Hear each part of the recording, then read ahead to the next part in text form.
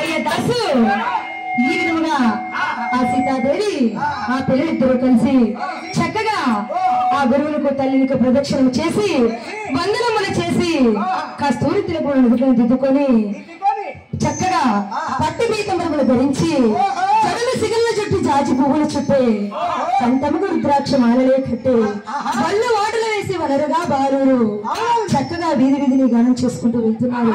ఇలా వెళ్తుండగా ఆ చిన్న పుత్రుల తోడగా సీతాదేవి కూడా ఆ పుత్రుల తోడన వెళ్తుంది. కొంత దూరం నడిచేసరికి ఆ సీతాదేవికి చిరుచెమటలు ఎక్కాయ్యా. ఎండకన్నా ఎరిగిన ఆ ఇల్లాలికి పుత్రులు తోడుగా దేశ దేశములు చక్కగా రామాయణ కథను 6 ఖండములు అవలీలగా చాటి చెప్పడానికి ఆ చిన్న పుత్రులు వెళ్తుంటే పుత్రులు తోడన భూపుత్రి కూడా కొంత దూరం నడిచింది.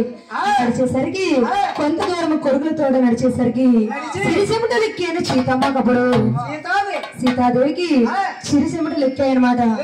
అప్పుడు ఆ సీతమ్మ మొత్తం వృక్షము కింద బంధుతో కూర్చుండి కొడుకులు తోడను కొమ్మ ఇట్లని ఒక వృక్షము కింద సీతాదేవి కూర్చొని పుత్రులిద్దరిని పిలిచి ఈ విధంగా చెప్తుంది.